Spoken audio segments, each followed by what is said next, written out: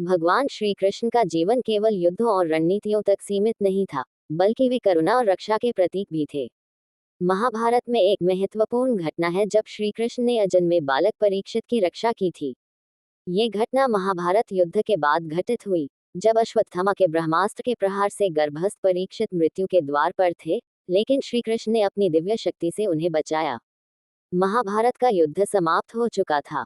कौरवों का विनाश हो गया था और पांडवों ने धर्मराज युधिष्ठिर के नेतृत्व में हस्तिनापुर का राजपाट संभाल लिया था।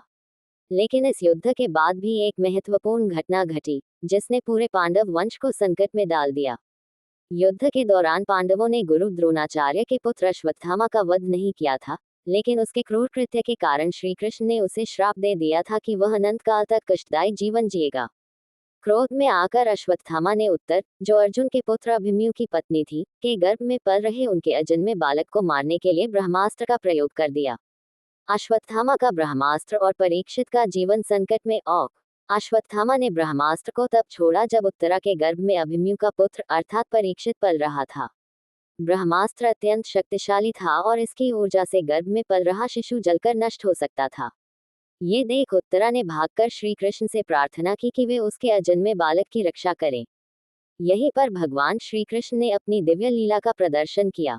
श्री कृष्ण ने कैसे बचाया परीक्षित को। पूर्ण विराम। भगवान श्री कृष्ण पहले ही पांडवों के रक्षक थे और उन्होंने धर्म की रक्षा के लिए महाभारत युद्ध में भाग लिया था। जब उन्होंने देखा कि परीक्षित पर ब्रह्मास्त्र का प्रभाव पड़ने वाला है, तो उन्होंने अपनी योगमाया शक्ति का प्रयोग किया। श्री कृष्ण गर्भ में प्रवेश करते हैं। श्री कृष्ण ने अपनी दिव्य शक्ति से सूक्ष्म रूप धारण किया और उत्तरा के गर्भ में प्रवेश किया। बालक के चारों ओर सुरक्षा कवच बनाया।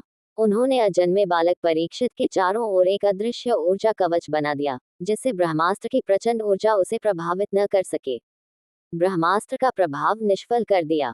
जब ब्रह्मास्त्र उत्तरा के गर्भ तक पहुंचा, तो श्री कृष्ण की शक्ति के कारण वह बालक को कोई हानि नहीं पहुंचा सका। बालक के जीवन की रक्षा। ब्रह्मास्त्र की ऊर्जा समाप्त होने के बाद श्री कृष्ण ने परीक्षित को पुनः सुरक्षित रूप से गर्भ में स्थापित कर दिया और फिर अपने दिव्य लोक में वापस चले गए। क्यों पड़ा परीक्षित नाम। पूर्ण विराम। इस घटना के बाद जब बालक का जन्म हुआ, तो सभी ने देखा कि वह अत्यंत दिव्य तेज से युक्त था। बालक ने जन्म के तुरंत बाद अपनी आंखें खोली और चारों ओर देखने लगा।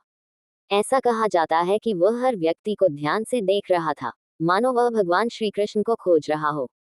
चूंकि उसने जन्म के बाद हर व्यक्ति की परीक्षा जांच की, इसलिए उसका नाम परीक्षित रखा गया।